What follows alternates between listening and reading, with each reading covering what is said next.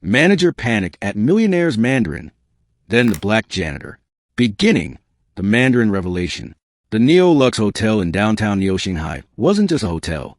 It was an architectural wonder carved from glass and steel, hovering 50 floors above the streets on gravitic columns. Its guests were the wealthiest travelers of Earth and beyond, from planetary governors to billionaires and visiting alien dignitaries. The staff had been drilled into perfection. Uniforms pressed, smiles artificial but flawless, etiquette embedded into their very bloodstream. No one feared scrutiny more than the general manager, Mr. Victor Lang. Every day, he repeated the same mantra: appear calm, stay polished, do not offend the guests. That morning, the staff had been buzzing because Nathaniel Haversham, one of Earth's youngest trillionaires, had booked the entire top floor for a week. Rumor said he was not just wealthy but eccentric, known to speak over a dozen Earth languages fluently, as well as some alien tongues forbidden for casual human use.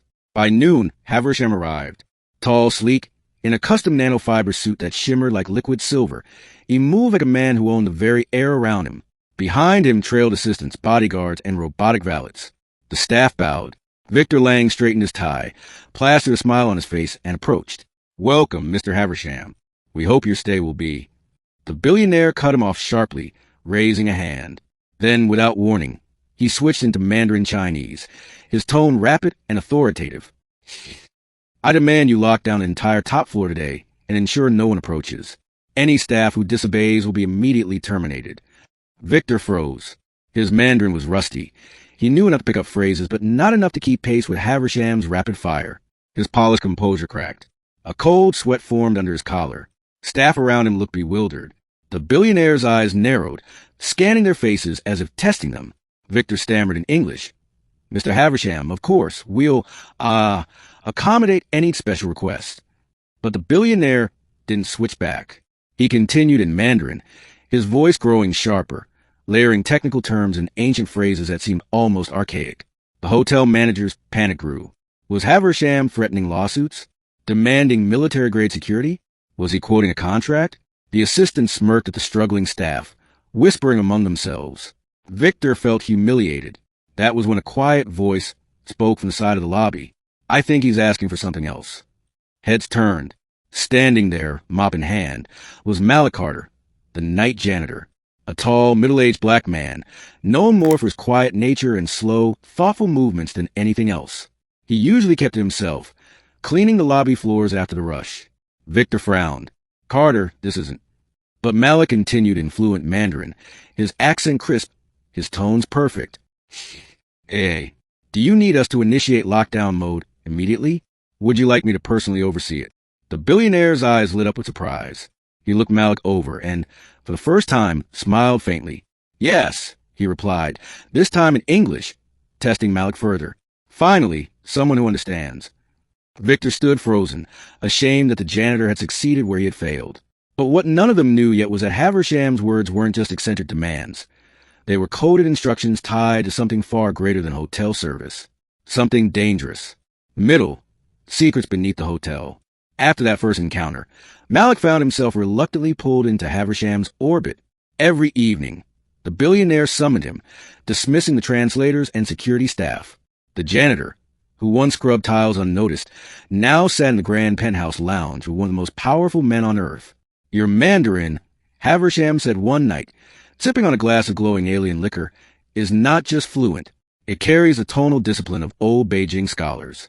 "Where did you learn?" Malik shifted uncomfortably. "I studied it a long time ago, before this job. Life took turns." That was putting it lightly. Malik had once been a linguistics prodigy, fluent in over 15 languages, working for a government think tank. But when political scandals consumed his department and funds were cut, he had been scapegoated, fired, and left blacklisted. No institution would hire him again. He had taken the janitorial job just to survive, to disappear. Haversham, however, wasn't just curious. He was testing. Each night, he spoke not only Mandarin but rare dialects, ancient coded forms, even fragments of alien languages forbidden under interstellar treaties. To Malik's astonishment, he realized he could follow. Something inside his memory stirred. Things he didn't recall learning consciously. On the fourth night, Haversham revealed the truth.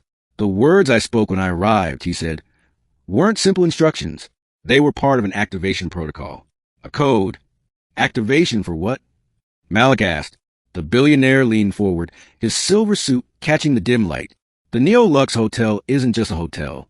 Beneath it lies one of the last Mandarin vaults, repositories of encoded instructions left centuries ago by the Earth-Moon Coalition.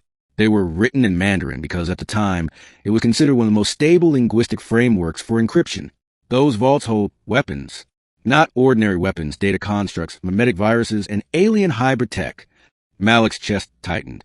You're saying this building sits on a weapon cache? Exactly. And my fortune, my corporations, my enemies, they all revolve around one fact. If I unlock that vault, I control not just the city, but potentially the balance of human-alien relations. Malik stood silent, the mop still in his hand, though forgotten. Haversham's voice lowered. The activation sequence requires fluency not only in Mandarin, but in forgotten dialects and tonal variations.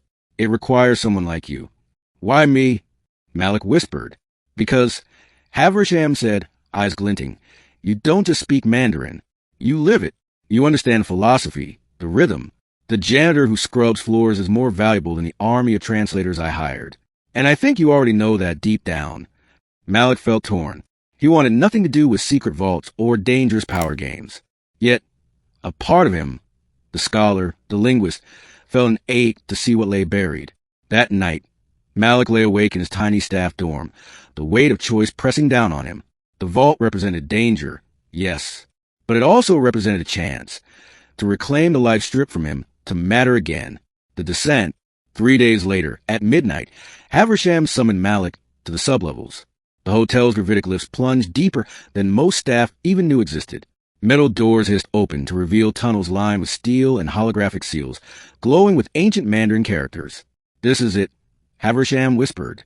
His entourage remained above. Only he and Malik stepped forward. The air grew colder as they descended. At last, they reached a colossal chamber, its doors engraved with dragons and calligraphy that shimmered when touched. Malik felt the hairs on his arms rise. The lock responds a voice, Haversham explained, but not just a recitation. It requires understanding, intention, a linguist's heart. He gestured to Malik. With a trembling breath, Malik began reciting. Words flowed. Ancient poetry, philosophical lines, dialects that seemed to spring from memory rather than study. Each phrase made the glowing seal shift and rearrange. The vault pulsed. The doors rumbled open. Inside lay rows of crystalline containers, humming softly. Holograms flickered above them. Weapons of light, data swarms, alien drones in suspended stasis. Malik stepped back, horrified. These shouldn't exist. They were banned centuries ago. Haversham's voice was calm, almost reverent, which is why I want them. Do you see now, Malik? With these, I won't just be a billionaire. I'll be untouchable. But as he reached toward the vault, alarms blared. The chamber shook. The holograms flared red. You triggered a failsafe, Malik realized. The vault tests intent. It knows you seek power. The ground split, revealing defense drones awakening from stasis. Red eyes lit up. Blades unfolded. Haversham cursed, pulling out a plasma pistol. Then help me, Malik. Speak the shutdown code. But Malik knew. If he helped, the billionaire would seize everything, destabilize the world. And for the first time, he had a choice. Ending the janitor's legacy. Malik closed his eyes. Words filled his mind, not conquest, but of peace. He shouted in Mandarin, voice echoing through the chamber. Humanity must not repeat its mistakes. Greed must stop. The vault responded. The drones halted, their blades retracting. The crystalline containers dimmed, sealing shut. No! Haversham screamed, firing his weapon at Malik. The bolt seared across the chamber, but the vault itself reacted, creating a shield of light around the janitor. The billionaire's weapon dissolved in his hand. In a blinding flash, the vault sealed again, locking Haversham out forever. When Malik awoke, he was back in the hotel lobby, lying on a couch. The night was silent, empty. Only Victor Lang stood nearby, pale and shaken. The vault, it recognized you, Victor whispered. It chose you. Malik sat up slowly. His janitor's uniform was scorched, but intact. For the first time, he didn't feel invisible. By morning, rumors swirled. Haversham had vanished. Some said he fled. Others whispered the vault consumed him. The official story was a business emergency. The staff pretended nothing happened. But Malik knew the truth. He returned to his mop, to the quiet rhythm of cleaning floors. Yet inside, he carried the knowledge that he had spoken for humanity, not for greed. And every night, as the city lights glimmered outside the hotel's glass walls, Malik whispered ancient words under his breath, guarding the vault not with weapons, but with language. Because sometimes, the janitor sweeping unnoticed is the true keeper of the world's future.